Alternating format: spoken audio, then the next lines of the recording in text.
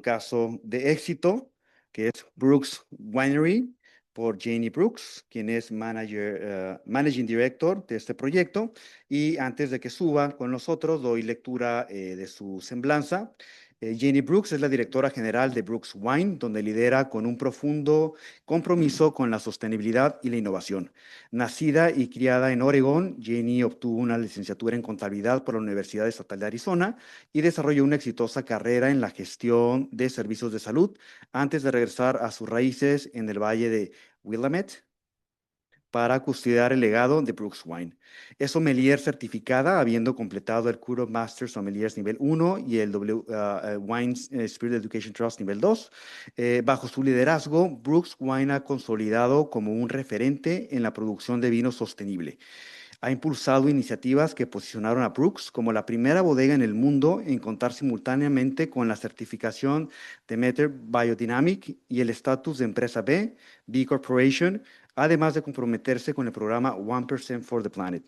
Ha fortalecido la reputación de Brooks en términos de hospitalidad y calidad, diseñando una experiencia sobresaliente para el visitante y elaborando vinos excepcionales que lograron un lugar en el listado de los Top 100 Vineyards in the World. En febrero de 2005, Jenny fue reconocida con el Oregon Wine Industry Leadership Award.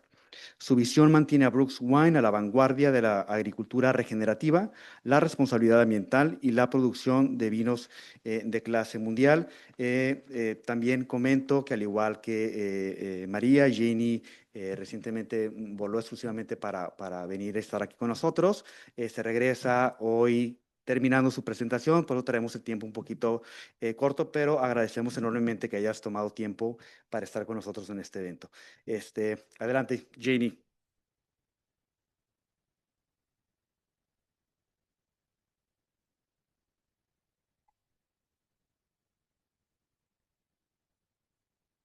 Good morning, everyone. Thank you for having me today. Maria and Marta, both, I'm very honored to be here. I'm very excited, actually. I don't get to talk just about sustainability to new regions very often. So, down. Okay, got it. I wanted to give you a little orientation just about the Willamette Valley. I'm not sure how familiar you are with it. We're in Oregon, which is on the Pacific coast. You guys should know that, but sometimes I do present on the East Coast and they have no idea where we are. The Willamette Valley is about 100 miles north to south. It is 50 miles wide. It is as wide as point. It is flanked between two mountain ranges. It sits between the coastal range and then the Cascade Range. That's why it's a valley. Super, what's the right word I'm looking for? The agriculture in the state is significant. It's a big part of what we do as an economy. We're the top grass seed growers in the world. We're the top Christmas tree growers, hazelnuts. We have a lot of orchard trees. We have a lot of hops.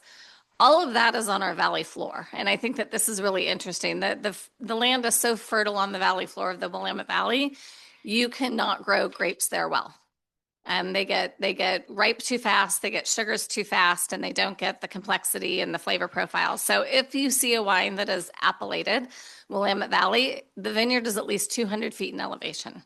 So a very different experience than when you're in Napa Valley and there's grapes all over the valley floor. There are no grapes, and if there are, they're not very good. In the Willamette Valley, we have 736 wineries. In Oregon, we are still only, though, I mean, that sounds like a lot. We're only 2.4% of the production in the United States for wine. So we are still very tiny. We think we're really big, but we're tiny. Let's see, first vineyards were planted in the mid-60s. Yeah, one of the things that's interesting about where we are, I was talking to Marta about this morning. So on our coast, you get about 110 inches of rain a year. You cross the coastal range, and in the Willamette Valley, we get about 41 inches of rain a year. You cross the Cascades, they get about 10 inches of rain a year. The rain that we do get, though, we get from about October through May, and that's the perfect time for saturation. So the majority of the vineyards in Oregon are actually dry farmed. So we don't use a lot of irrigation. Oregon is just a state that has green in its personality. We had the first bottle bill and for recycling in the United States back in 1973. We put laws in very early that stopped urban sprawl and really protected our farmland. So we're very lucky that we've been able to preserve as much land as we have in Oregon. We are the world leader in third-party certifications for sustainability. We have more Demeter biodynamic wineries and vineyards in Oregon than any other state in the country. We have more B corporations, both in the Willamette Valley and in Portland at a higher concentration than anywhere else in the country. It's just really part of our ethos. I wanted to point out the live and the salmon safe certifications. I'm not sure if you all have a local certification, but these were two certifications that were basically produced for the Willamette Valley and for the Northwest. One of them, the salmon safe, is about pesticide and herbicide runoff into our rivers and protecting our salmon. The live certification is low impact viticulture and enology, and it has its own criteria.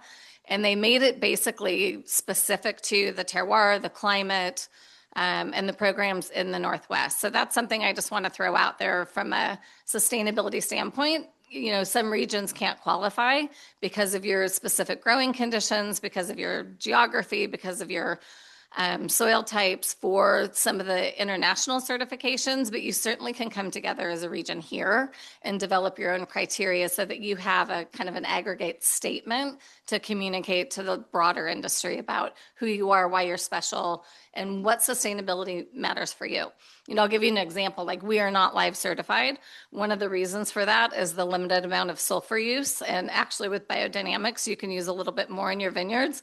And that suits us for our powdery mildew issues more so than following live standards. So we have stuff to pick and choose from, but we don't qualify necessarily for everything when you qualify for one.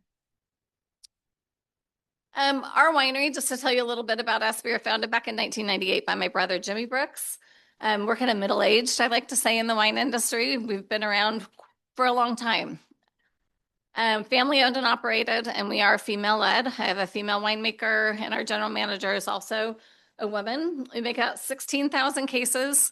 Pinot Noir, of course, from the Willamette Valley, but we actually focus on Riesling as our primary white. It's been a nice little niche that we've developed, but Oregon really has the perfect cool climate to be growing Riesling.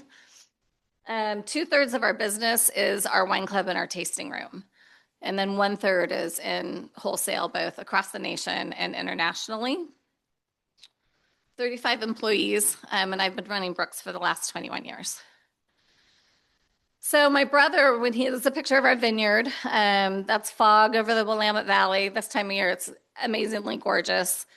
We face Mount Hood, so we face the Cascade Mountain Range, so we're east facing, which really helps our vineyard. We're also up at 750 feet in elevation, which I think the highest vineyard in the Willamette Valley is 1,200 feet. 700 feet is pretty high up there for Oregon. When my brother came into the industry, he really had learned a lot about biodynamics living in France and farming in France, and brought that to the Willamette Valley. It really was not happening as a farming type for grapevines in Oregon.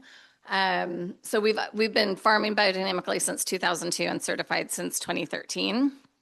In 2019, we decided to kind of slow down our production and cap it off. We had gotten to as high as 27,000 cases. It wasn't safe. That wasn't good for anybody. And so we decided to stay between 16 and 18,000 cases. But then we're like, how do we redirect our energy then? And where does our growth come from? And we decided our growth was we were going to get better. We were going to get better as a company and better in everything that we do.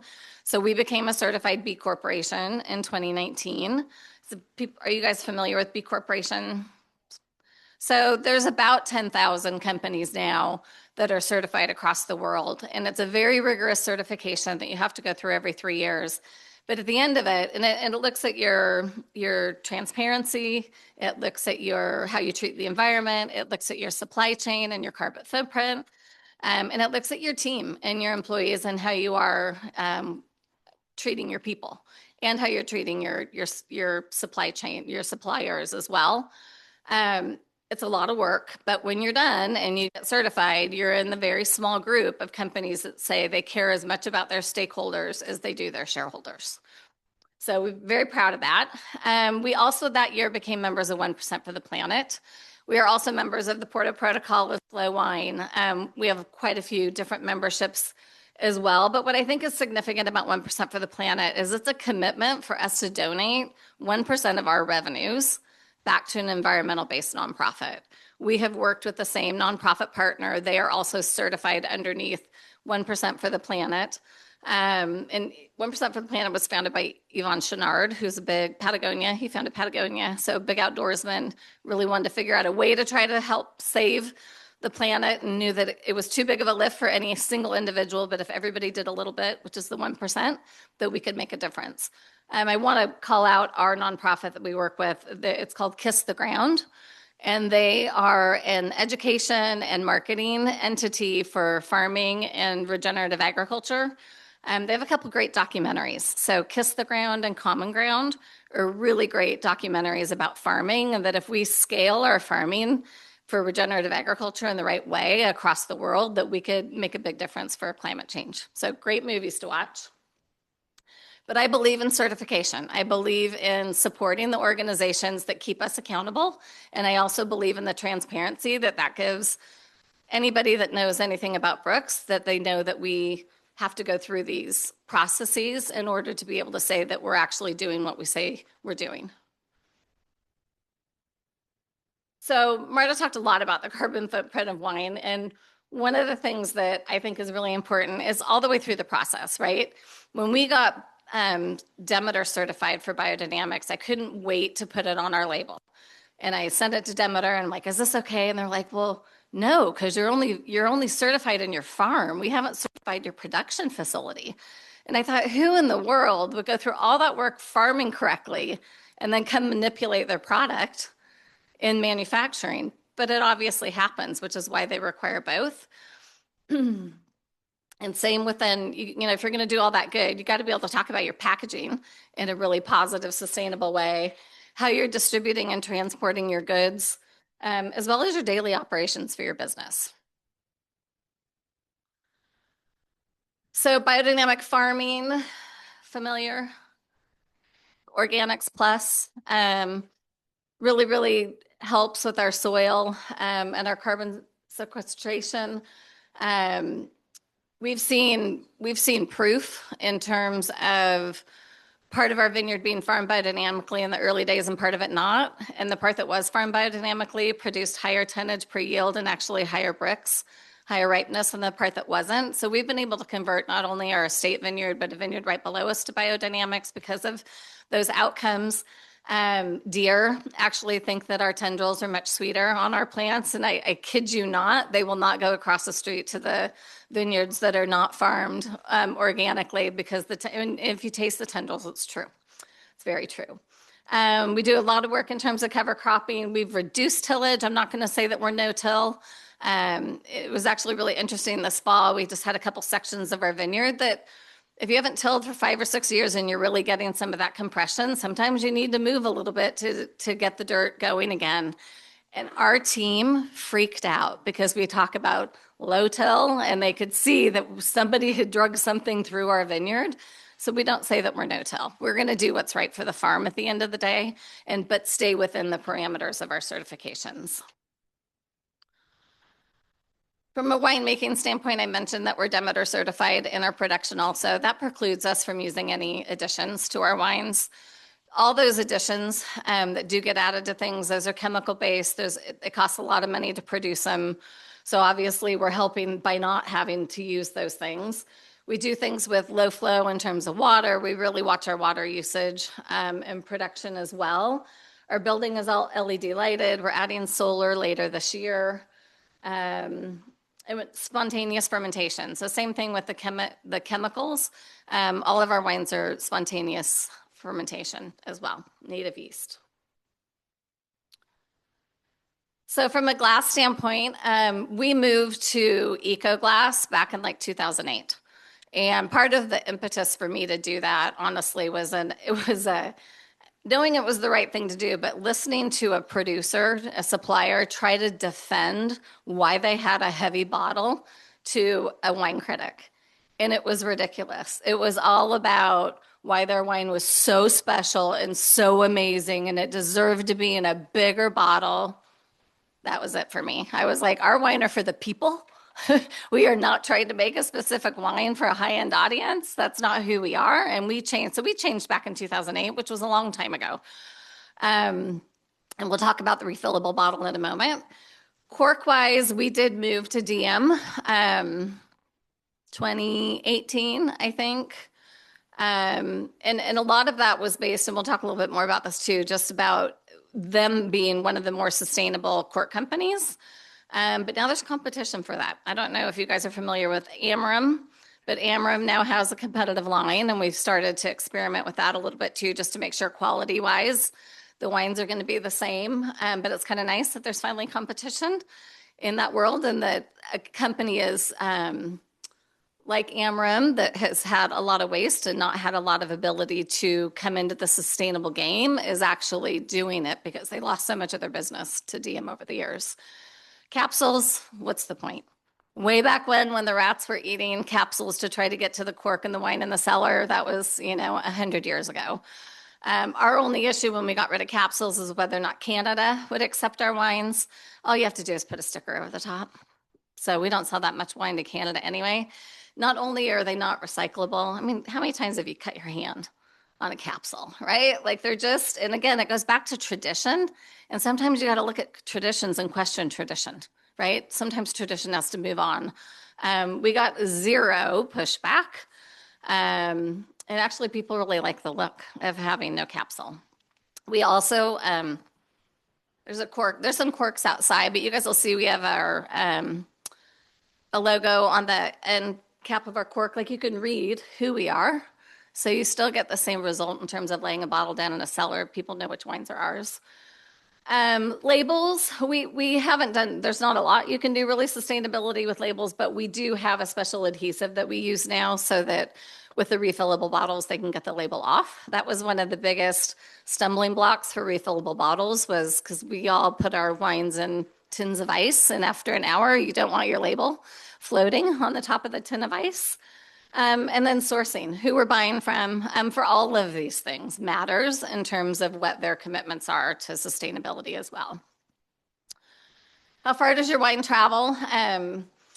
Because we are so highly direct to consumer in our tasting room and our wine club, about 50% of our wine stays within the state of Oregon. So 50% of our bottles stay within the state of Oregon. West Coast, so Washington and California is another 22%. The rest of the United States, 25%, and then very, very little gets exported. We have very little export business, but we try. We also have to keep our business sustainable, right? There are wineries that I know of that have tried to stay like 100% within their local region. Portland, Oregon's not big enough to support any of our wineries at 100% to stay in your local region. So, but we try to stay as close as we can. So refillable glass, this has been a really interesting project that when things like this come up, we want to be the first in. We want to try to help figure out what the issues are going to be in the stumbling blocks. And like any new innovation in our country anyway, because this is being done in a lot of other countries and has for a long time, but for us, it's new. So the program is based on basically being able to refill these bottles. They came up with a special mold, which is that little swoosh on the bottle. Honestly, I wish it was something more like the Chateauneuf de Pop, something that just stands out a little bit more. I don't think you can see that as well. And then they also put the state of Oregon in the punt, which is great, but who looks at the punt of a bottle? Not that many people. So I'd love to work with them on making this a little bit more obvious, I guess. It is a program in its infancy. So they really have started it in Oregon. And a whole bunch of us bought the refillable bottles. They are more expensive than what we would pay for normal glass. So, right, that was one consideration. But the idea is long-term, once they are refilling them, ultimately we're going to save money. So that's kind of the bet you make, getting in early. Our consumers love it. I think one of the biggest things that we've learned as this is being launched is the consumer education piece. I gave the example when we launched it in our tasting room. I'm like, so you come in and you have a bottle of wine with your friends, you take a half a bottle home and you put it on your counter. Your husband has no idea that's a refillable bottle. He drinks the rest of it and he puts it in the recycle bin. So we're missing that piece. So we have neckers that we hang on our bottles. Our team is obviously really well educated. It's working well in the tasting room for sure. The retailers in Oregon have not gotten behind it the way they said they would. Apparently they are this April. We're all holding our breaths, but a lot of us put the wine in these bottles with its 23 vintage, thinking that this program would really be spinning by now. Apparently this spring, they will be doing their first sanitation. And we will be able to buy our first refillable bottles back this summer. So super excited about that. I don't think it'll be enough supply for everybody who's going to have the demand for it, but it's that last piece that we're hoping to get going. And they're working on trying to bring this program across the United States. And then the DM corks, there's strip bark versus cutting down trees. They use a lot of different processes that make this cork like 100% reusable. They capture the dust from the cork. It's a composite cork. They use plant-based binders instead of chemical binders. So again, you're not in that chemical production, which can have such a huge carbon footprint. The beeswax emulsion's what holds it together. That actually supports the bees as well and taking care of the bees. And they use up to 100% of the harvested cork. So as I mentioned before, Amram and traditional cork is more of a pinch-based process where there's a lot of waste, right? Because they're not pinching directly next to each other, and they never had a use for that additional leftover cork. So I'm glad to see this innovation happening, but I'm also glad that there's more people that are getting on board to do it, so that it will make it more widely available and hopefully drive the price down. DM corks are more expensive than the cork that we had been using. And while we want price to be a consideration, we're also trying to do the right thing and again, get behind kind of that early adoption to get the program working. So daily operations, and I thought it would be useful since I knew Marta was going to talk a lot about packaging, about all the other things that you can do to begin, right? We've been doing this for 27 years. That's a long time to be adding in all these certifications and to be farming correctly. And, it takes a long time, but there's also things that you can do in your daily businesses, that are easy for you to adopt. And I guess that's what I would suggest, just like with the region, if you guys have specific growing issues in this region that maybe a national certification or international certification doesn't work for, find what works for you. And I would say the same thing about a lot of these things. We have a full gardens, insectaries, we have chickens, we have bees on our property. We use the produce that we grow, not only for the food in our tasting room, because we do food and wine pairings, but we also have a farm stand. That's gorgeous and it's so inexpensive. It's really been a great community support. I mentioned the beekeeping, the insectaries. We also have chickens. We do let our chickens graze in the vineyard, which has been really, really helpful this year. We have a green committee in our company, and every department is represented. So there's somebody there from winemaking, there's somebody there from the kitchen, there's somebody there from the tasting room in the front of the house. We have a full-time land steward, Shannon, who's amazing. And so she heads up the Green Committee. And I'm really curious, Marta, since I couldn't understand the palate conversation about the plastic wrap. But Shannon, our biodynamic gardener, she's watching everything we all do and trying to find solutions at all times. So that plastic that we wrap pallets in makes her crazy. She finally found somebody in Portland who will take and recycle that plastic wrap. And she's also not a greenwashing recycle person. Somebody in our winery would buy these cute little plastic bags and they're recyclable. And she'll be like, yeah, if we get them all back and we ship them to this one building in Los Angeles that actually recycles those. So she's very good about that. So we actually finally found somebody local in Portland that's taking that plastic wrap. The ideas are across the board, right? They're as big as solar. One of the things that we do all tableside service in our tasting room. And so every table is given a wine bottle full of water for them to enjoy during their tasting, during their visit. We take what's not used out of that bottle. We put it into a bin at the end of every day. That bin then gets dumped into a barrel. That barrel then gets used in the gardens. So we recycle that. But that's something that, some people didn't see, necessarily. The new recycling opportunities I mentioned in terms of the plastic wrap right now, which is really important.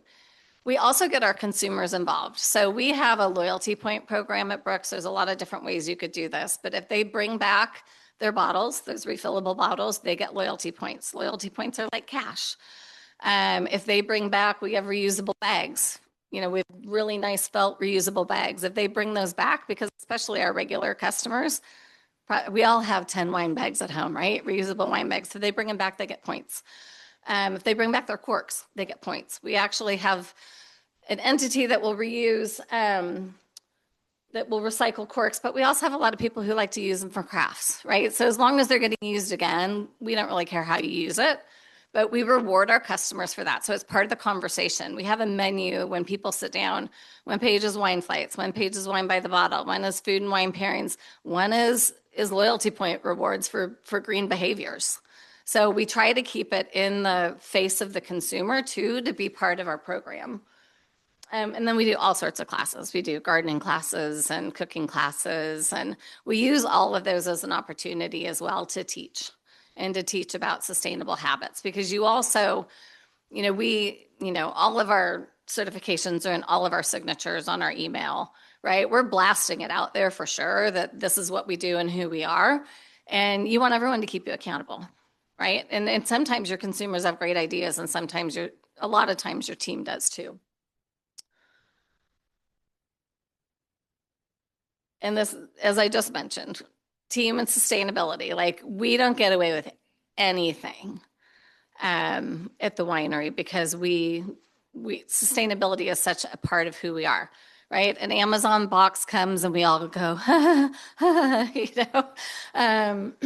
it's the people that make the difference, right? And it's your people that want to believe, right? And are passionate about it, whether it's your consumer or whether it's somebody on your team. You got to be able to, make it happen and make them understand and believe. Is it perfect? No. Shannon, who's in the blue and right in the middle, our land steward, cried at the end of one of our green committee meetings, and there was just 3 of us in the meeting. I said, "What is wrong?" She's like, "Will you please quit making tattoos because they have that plastic backing?" And I said, "Shannon, I also need to sell wine and trade. Love those tattoos. At the one event we do a year, I will make sure I grab all of the plastic, or we'll find another option. But we're not going to be perfect, right? I have to have a sustainable business, as well as doing the best that we can with so many other things." And who cares? Everyone. A lot of people talk about it's the young consumer that wants the transparency. Everyone. I want it now too. I think every generation, every consumer, every person on your team, everybody thinks about how they spend their money anymore, right? And what they're spending it on. I mean, I am so happy, honestly, that there's so many more B Corps, because a lot of the products that I buy or we seek out as a company, the first 2 criteria you look for when our purchasing person is buying something is B Corp or 1% for the planet. And we try to buy from those organizations and support them as much as we can. The younger generation definitely does demand transparency, and that's where I think certification is super important, or membership that's vetted as well. And our consumers and our team feel like there's something part of authentic and real. And I can tell you that I talk to our consumers all the time. I write a weekly email once a week, and they know it comes from me. Like that full circle of being authentic, being real, especially in a world, not so much anymore, but a lot of greenwashing.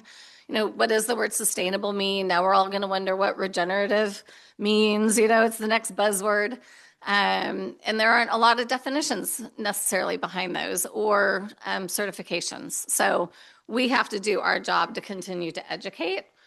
And we're one of the largest busiest wineries in the Willamette Valley, with one of the larger wine clubs. And there's a reason for that. And a lot of it has to do with our commitments to sustainability. So where should you start? Glass. Please. If you're not in the eco-friendly glass world, there is no reason not to be. The only pain point that we have at our winery still with glass is sparkling, but I think as Marta said, if I interpreted you right, there's a danger and a risk because those bottles have gas in them and you don't want them to explode. But it is painful for us, but we do love our sparkling Riesling. But I would start with glass. Amplify your message. You know, whether it's as an industry or as a company, if people don't know, people don't know. Like it is our responsibility to be constantly amplifying and being that outward voice of what our companies are doing and who we are and what's important to us. And there's a zillion ways to do that anymore between social media and LinkedIn and honestly, just in the signature of your email. It's on all of my business cards. It's, you know, everything that our company hands out typically has something about our sustainability on it. Getting your team involved. I mean, I always surround myself with people that are better than I am because they have great ideas. And listen to those. And some of them might be small and some of them might be big.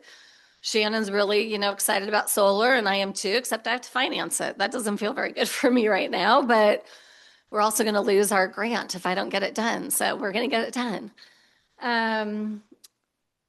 You know, identifying what you want your audience to be and who you want your customer to be and helping them to understand their buying decisions to support your business.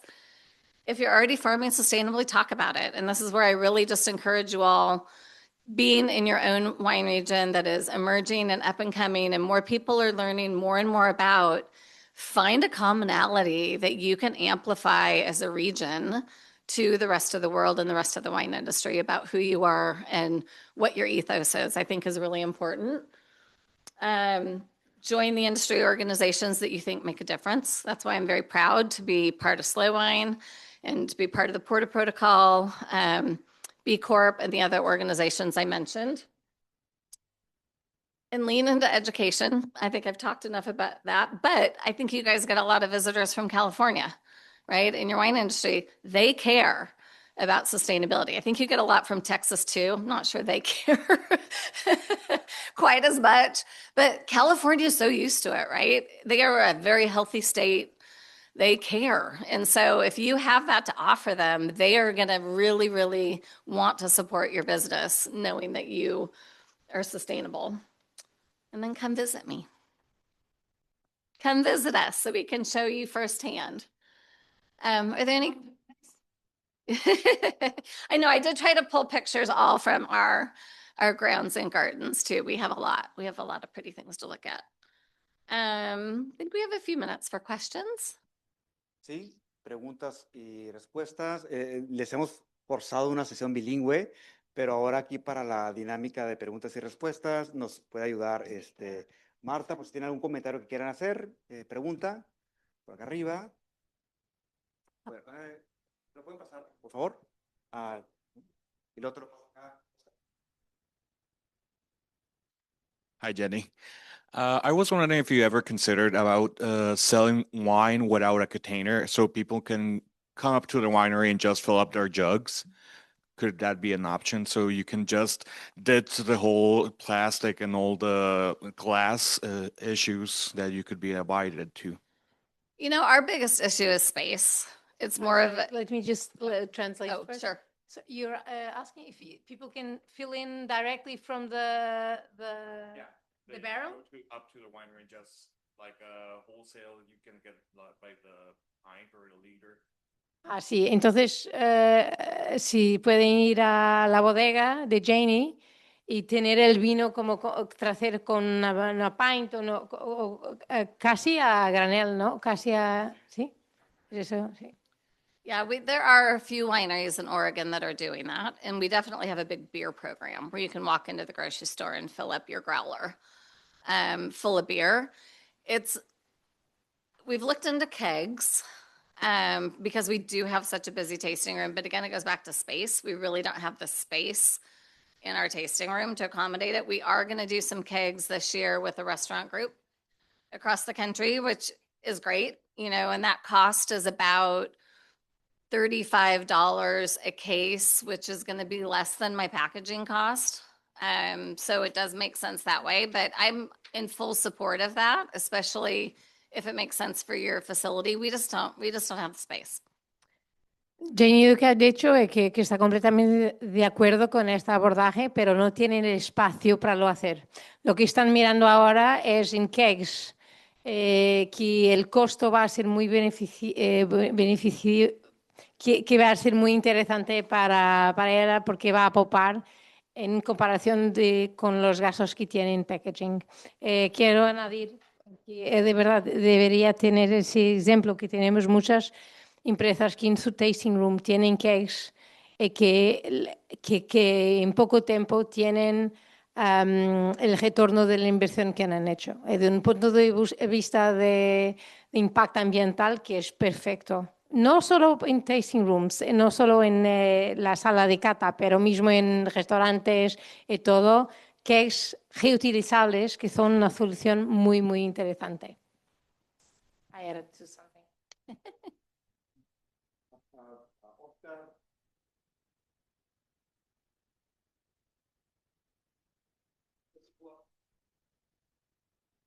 Well, I want to congratulate you. Definitely so inspiring. But I have a really, well, my question is, how do you communicate your ideas, your passion to the rest of the US? Just to compare, we are more like Texas, the rest of Mexico, that we don't believe truly on sustainability. We are really new on this business, talking about the rest of Mexico. And put your glass, put your wine in the table. The people really want to hear the pop of the cork. They are not prepared yet to other closures, other techniques, other sustainability ideas, or whatever. No, but how do you communicate your ideas to the rest of the people? Not California, not Washington, not Oregon, that they are in another idea, in another, basically another idea. Yeah, I'm going to hit Déjame solo traducir. ¿Cómo te llamas? Oscar. Oscar se ha sentido muy inspirado por la presentación, pero cree que en México son un poquito más como Texas, que son en la infancia de la sostenibilidad. Entonces, muchas de estas soluciones como los cierres, que no sé, o el pop del corcho, no están funcionando. Entonces, les gustaría saber cómo Janie está comunicando no a California, que esté más desarrollada en sustentabilidad, para el resto de América, cómo está comunicando todo esto, cómo está comunicando su pasión a una audiencia mayor en los Estados Unidos. So I just want to comment on cork for a second, because that is a decision we have made to stay with that closure. Not only because of that part of the tradition is important to us. Now I just lost my train of thought. That part. Okay, forget it. I'll come back to that. But so, Oregon, like I said, 2.4% of the production in the United States. There are a lot of people that don't know about Oregon wine. But we as an industry have worked really hard. Like back in the beginning, like in the early 70s, when the pioneers started making wine, they literally got in a van with their wine and they drove all over the United States pouring bottles for people to start getting some recognition. We've obviously grown a lot since then, but we're glad that they did that, because that was kind of the beginnings of spreading the word. Our Willamette Valley Winery Association does tastings across the country, 2 a year. We're doing one in Austin this year, and I think the other one's in Atlanta, where a group of producers, typically in Oregon about 50, will get together to do tastings. And so that's kind of one way, and then we switch cities every year. So that's just one way to continue to get that messaging out. The other thing that Oregon does that is super unique is we have something called Oregon Pinot Camp. And we have 52 wineries that participate every year. And we invite 270, it's limited, vetted trade that are actually wine decision makers. There's no media, very few distributors. And we invite them to come to Oregon for a 3.5-day camp. That's probably been the most significant tool. We've been doing that camp since 2001. And you cannot come back to camp unless you've been out for at least 5 years. So it is new buyers every year that are coming to Oregon and really spending a 3-day intensive. They do get on school buses. It really is camp. But I hear over and over and over again, every region that's tried to replicate it has not done as good of a job. OregonPinotCamp.com, you guys, the whole curriculum's in there, everything. Like all you need for tools to copy it and do something like that for your own region, I would strongly suggest, right? I mean, I even asked my distributor, I told him I was coming here who imports our wine into Mexico, and he didn't know a lot, right? And I was really surprised actually about what you guys were doing here. And so I think that's, you know, the hands-on and getting juice in mouth and education is important. You know, we just started a program at Brooks called the Wine Atlas Collective, where we teamed up with 7 other wineries that are all highly sustainable, really big into hospitality, all independently led and owned. And we gave wine club members reciprocal benefits. That's on the DTC side. But what we're doing now is we're getting together on the wholesale side. And I will go out with Frog's Leap Winery, or I will go out with Ridge, or I will go with Tobles Creek, and we will go do a trade lunch together and then go do trade visits together. The trade are like, this is amazing.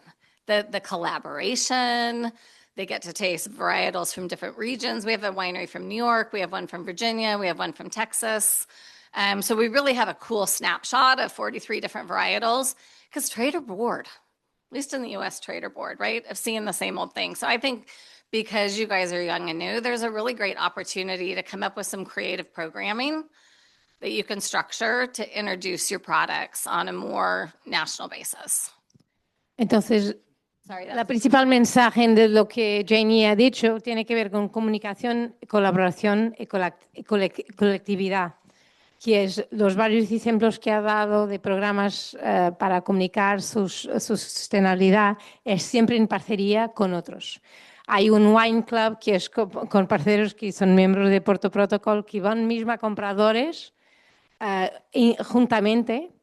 Hay un otro que es con varios miembros, varios otros productores de Oregon que van a otros estados promoviendo el vino y sus prácticas. Hay, por ejemplo, también parcerías con otros productores de vino de Oregon a quien dan los mismos beneficios. Entonces, es siempre esto de comunicar en colectivo. Ha dicho que es una oportunidad increíble para vosotros de se uniren y de comunicar en colectivo, de agir en colectivo para intentar promover un mensaje en la región como un todo. ¿Vale? Sí, entonces, comunicación, colaboración con otros productores. Y aquí hay una frase que no ha dicho Janie, pero has dicho que aquí es colaboración y no competencia, porque van a ganar más todos. Y solo quiero decir una cosa, Óscar, corcho es una excelente solución, más que como has visto que el screw cap o otro de plástico. Es una solución más natural, es mejor. ¿Vale? Sí. So a couple of other ideas that I have. So Slow Wine actually does, if you're a slow wine winery, they do a national tour every year as well. So as an individual winery, if you're part of Slow Wine, that's something you can participate in. But a lot of those entities that do those types of tours, and I was thinking about Provine too, like Oregon's always had a booth at Provine, like coming together as a collective industry and showcasing your products in some of these broader wine stages is a great opportunity, because guess what? Everybody's hungry for new. Everybody in the industry is hungry for new. And I hear a lot about your industry and it rising, and the interest is rising. And so I think you'd be really well received. And then you're not necessarily putting on your own event, which can be a pretty heavy lift. But there's a lot of other, and I'm happy to talk offline, or if anyone wants to email me to kind of continue on this vein of ways to try to get the industry more amplified. Hay eventos internacionales como Provine que pasan en Alemania, a donde vosotros pueden ir como región. Por ejemplo, Oregon siempre está presente ahí, como Oregon, no individualmente, que además es muy más barato porque es demasiado. Como hay una necesidad por cosas nuevas, y vosotros son una industria nueva, entonces hay audiencia para esta novedad. Entonces es también una oportunidad para vosotros. Janie está abierta si quieren escribirle para continuar esta conversación si están interesados. Y además os digo, Porto Protocol también puede hacer algo con no sé si vosotros tenéis algo como un wine board, como una organización.